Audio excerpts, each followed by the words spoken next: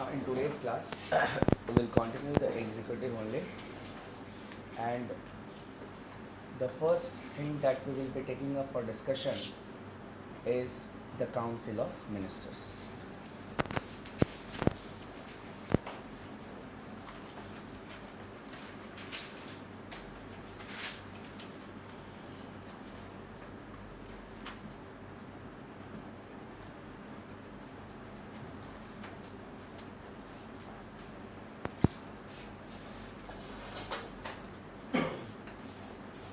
As we had discussed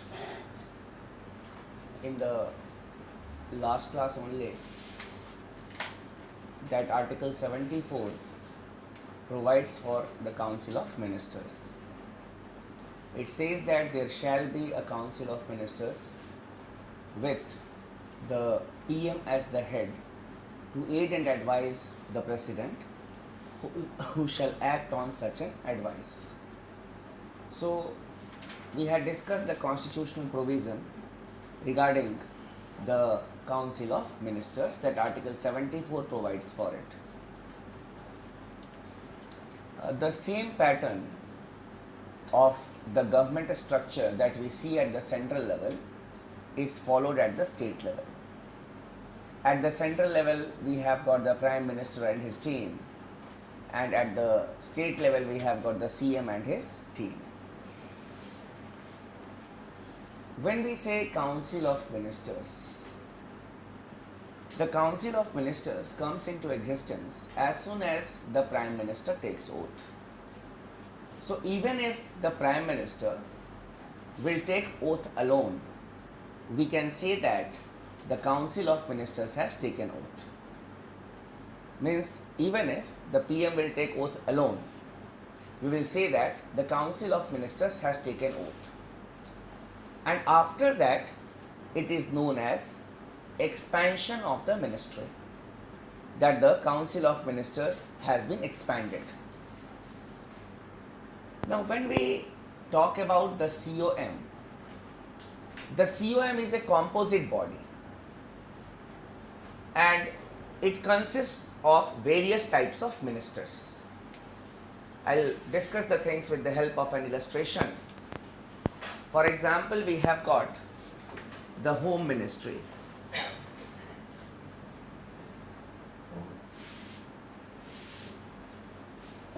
The Home Ministry. The political head of the Home Ministry will be a minister of the rank of cabinet. Clear? The union minister, we call them. That is the cabinet minister. For example, Rajnath Singh. So it will be headed by a cabinet minister.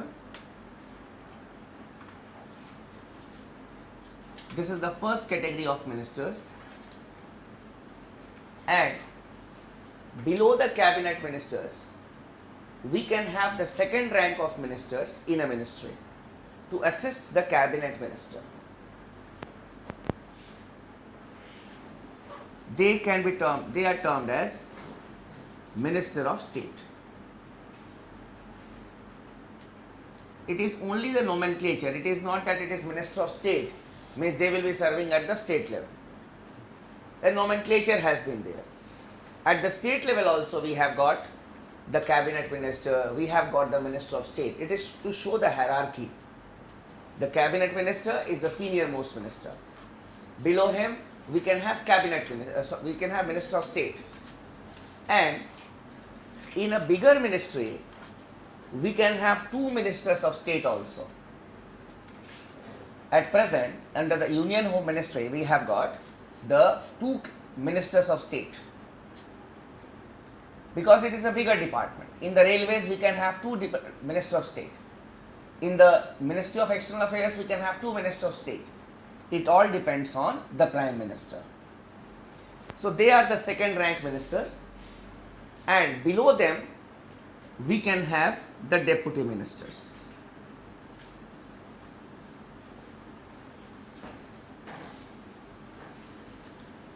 Below them we can have the deputy ministers. Now, in some of the departments, we see that we may not have the cabinet minister, but we have minister of state. In the bracket it is written independent charge. If a small ministry is there, then, or if the president feels that a person is very senior and he cannot work any other minister, but he is a first timer, he has no much experience in the ministerial work, so he will not be directly made the cabinet minister. First of all, he will be made a minister of state independent charge, means there will be no cabinet minister above him. He will be getting the salary and allowances of the minister of state only, not that of cabinet minister. Now in hierarchy, the cabinet comes first, and the ministers who are there in the cabinet, they are the senior most ministers. The cabinet is the highest decision making body of the country. It is the highest decision making body of the country. And after the cabinet approves a particular bill or policy, then only it is introduced in the parliament or it is sent to the president for his assent. So it is the main decision making body of the country, and the cabinet consists of the senior most ministers. You may write it. The COM comes into existence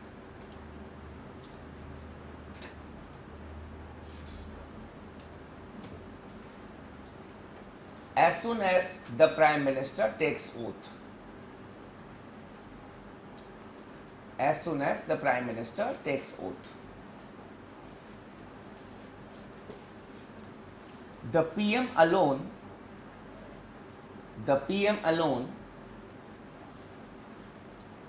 can constitute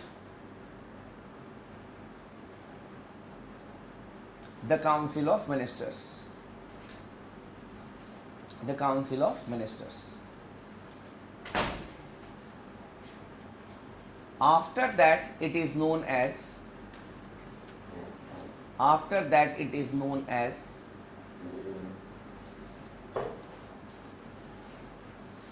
expansion of the ministry. Expansion of the ministry. Expansion of the COM, Council of Ministers.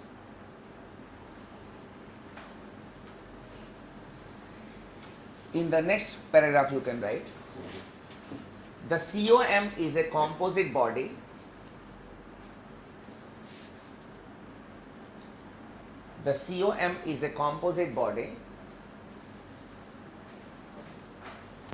which consists of three types of ministers.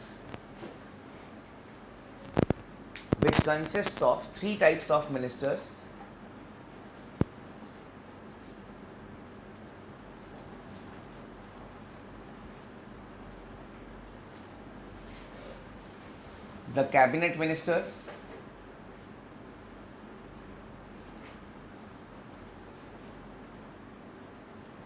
the MOS, and the deputy ministers.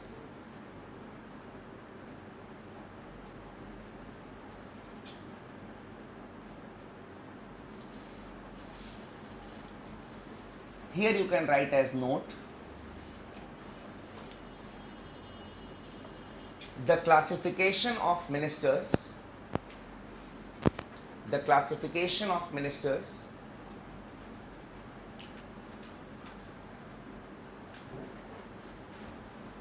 is not constitutional.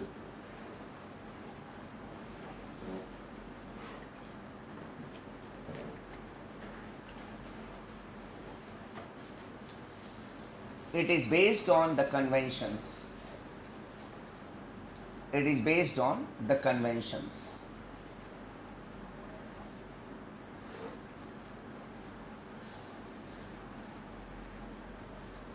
So nowhere it is written that there is in the constitution that there will be three types of ministers. It is a convention that is followed. That is why you say that sometimes we have got the deputy ministers and we may not have the deputy ministers.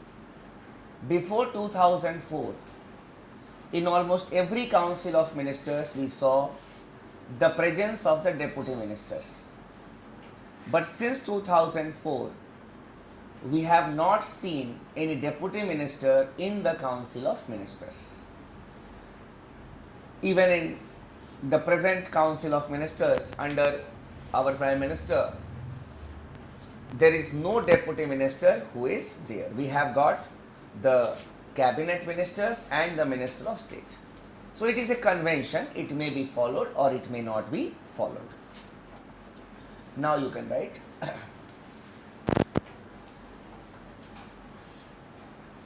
The cabinet ministers are the senior most ministers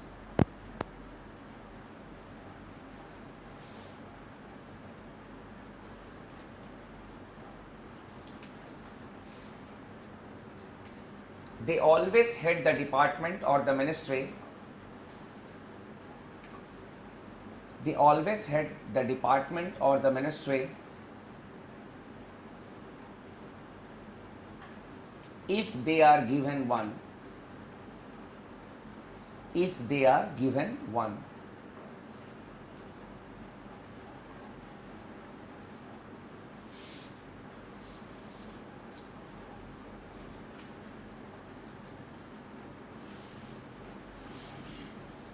The cabinet has got a constitutional recognition.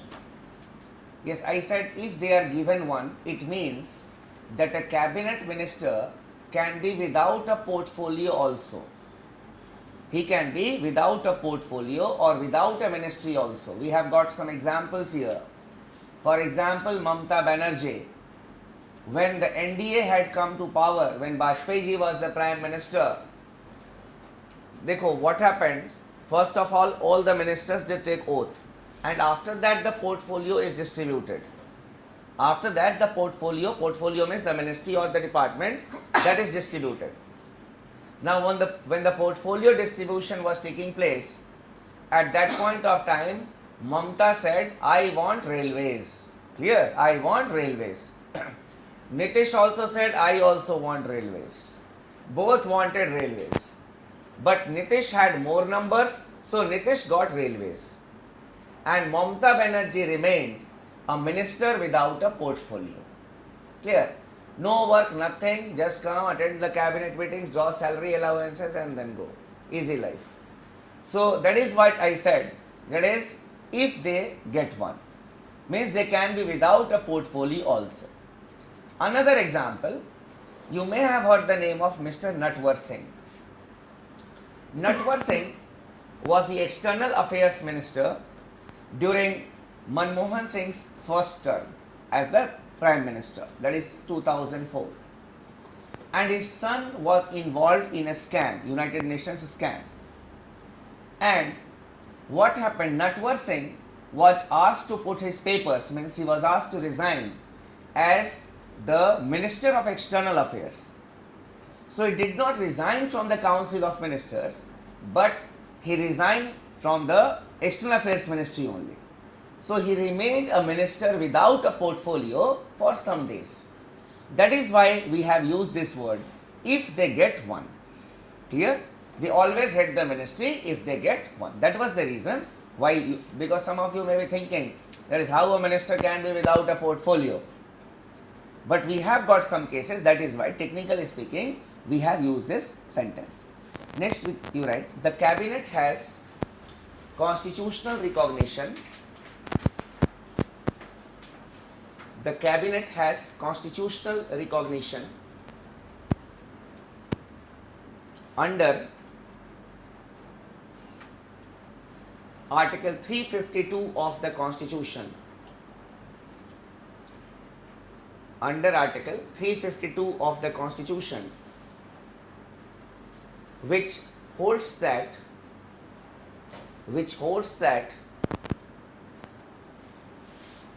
the President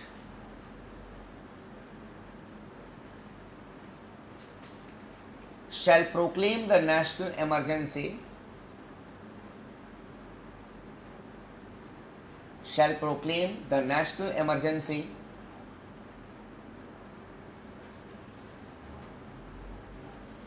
only on the written advice of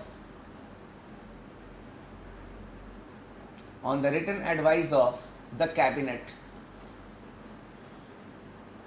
Advice of the cabinet. In the bracket you can write for your understanding, added by the 44th Amendment Act 1978.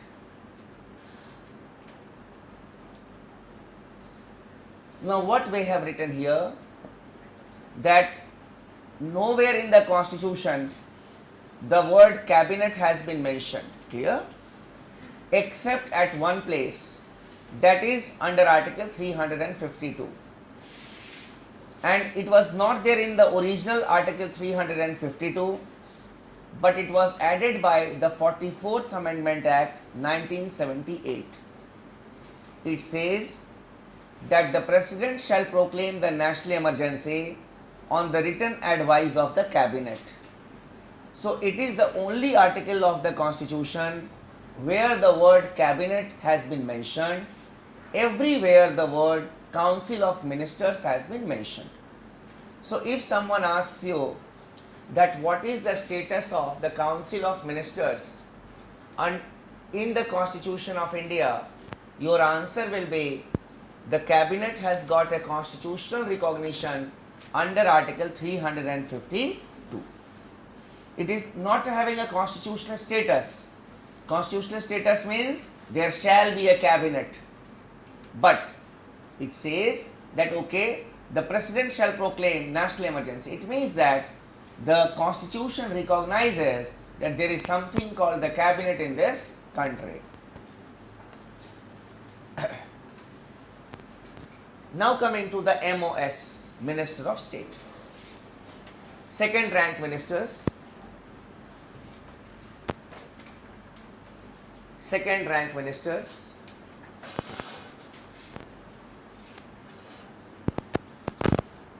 Some of them can be given independent charge. Some of them can be given independent charge.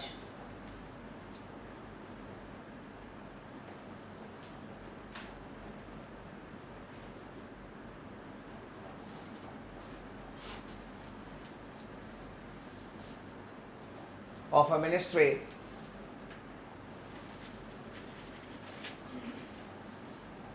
by the Prime Minister.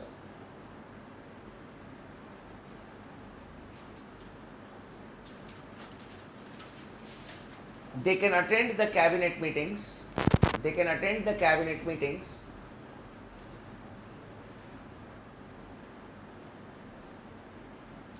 if invited by.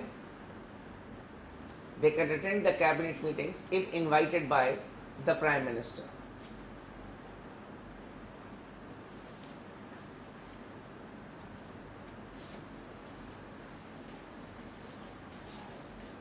The deputy ministers are the junior most ministers. They are the junior most ministers.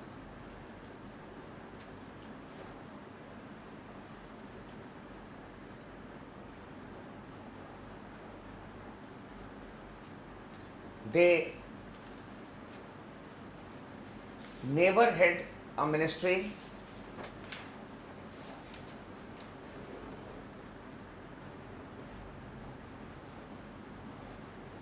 And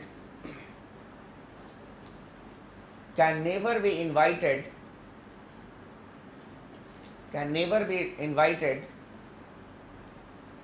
in the cabinet meetings.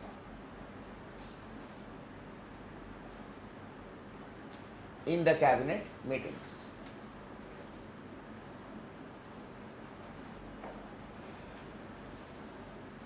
Now coming to the second aspect of the COM, it is the size of the Council of Ministers. The size of the Council of Ministers.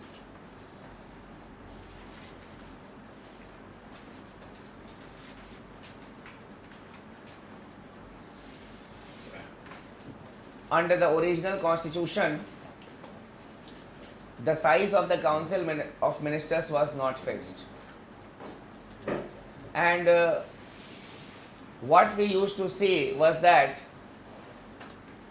coalition politics had started at the state level. It was in full bloom, and because of that we used to see the defections from one party to another party, and not only defection that was checked by the anti-defection law, but there were some problems also in that anti-defection law. Now, if a person used to support a political party from outside, from inside, even without merging or without being a part of the political party, he was made a minister. I will make you minister, you support my political party and to form the government. So we always used to see the jumbo sized ministries. We call it as jumbo sized ministry, a big size. In Bihar, when Laluji was the chief minister, at that point of time, at once he used to keep 80 ministers. 80 ministers. Clear? And when you see 80 ministers, it is an unnecessary burden on the state exchequer. And in some of the states, or in most of the states, being a minister is a status symbol. Whether they will work or not, but they will want security. Mainly it is about security. Oh, I have got 2 police vehicles, then big house, and many other things, just to show off.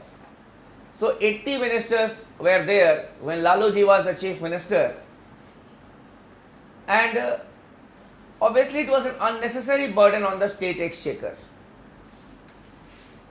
So government started thinking, the central government started thinking that what to do now. So the 91st Amendment Act was brought. 91st Amendment was brought. And by 91st Amendment Act, some major reforms were undertaken. And earlier what used to be the case, that even if you defect means if you switch over from one political party to another political party, even if you are disqualified, not an issue, you can be a member for 6 months, you can be a minister for 6 months without being a member of either of the houses. 91st Amendment Act made some changes there.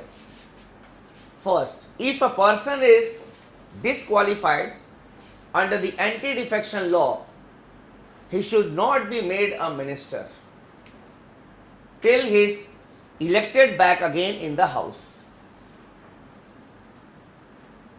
And secondly, the size of the council of ministers was also fixed, and it was made to 15% of the size of the strength of the lower house. Lower house, even for the state assemblies, and we can state legislature as well as the parliament, that is the Lok Sabha. 15% of the total strength of the lower house. So either you make your own party men as the ministers or those who are supporting you. It is not that anyone who will be supporting you, you will try to appease them, and you will try to appease your own party members also. So that is why in that context the amendment was brought in the constitution. Clear? Let's look. The 91st Amendment Act 2003, the 91st Amendment Act 2003 fixed the size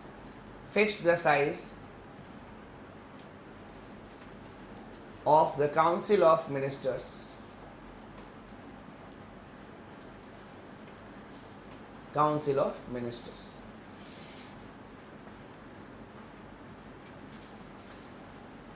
The size of COM,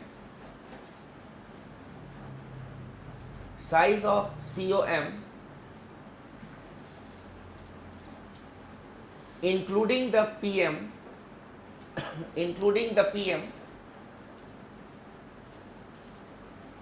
shall not exceed 15%, 15% of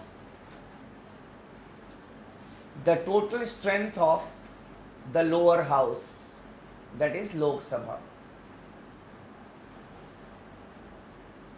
Lower house, that is Lok Sabha.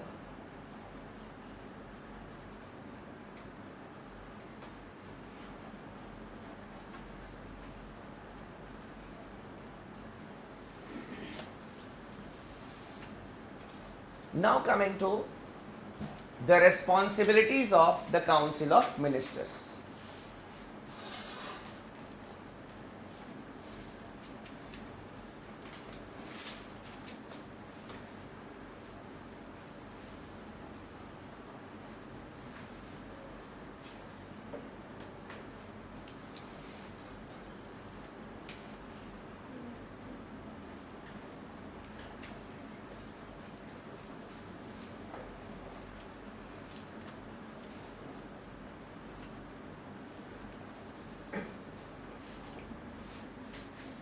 Responsibilities here will not mean the duties, but to whom they are responsible to.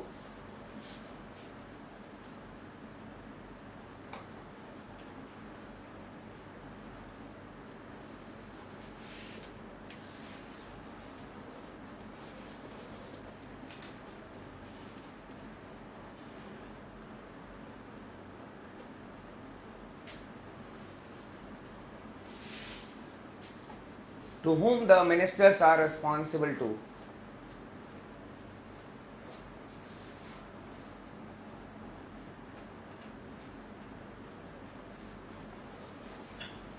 There are two types of responsibilities. One is individual responsibility.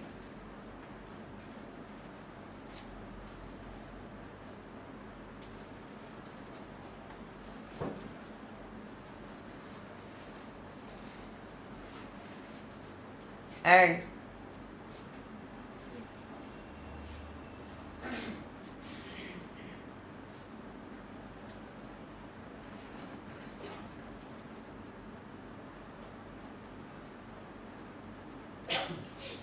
collective responsibility. Individual responsibility and collective responsibility. Individual responsibility here will mean that every minister X, Y, Z, whom he will be responsible for his acts. For example, if I am a minister and I am involved in an act of corruption, then whom I will be responsible to, who can remove me. That is the individual responsibility. Under Article 75, Clause 2,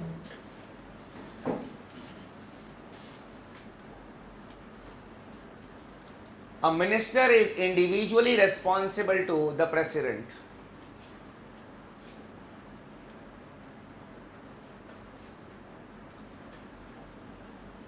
A minister is individually responsible to the President. It is the President who appoints a minister, and only the President can remove the minister. Politically speaking, obviously it is the Prime Minister who has the final say or the word. Obviously it is on his recommendation or on his advice the President will remove the minister. But in the examination you should encircle the President here, and the reasoning will be this only, that the President appoints the minister and the President can remove a minister. Now coming to collective responsibility, it is the responsibility of the COM as a whole. Means for the success and failure of the policy, the COM is responsible to whom? Under Article 75, Clause 3, the Council of Ministers is collectively responsible to the Lok Sabha.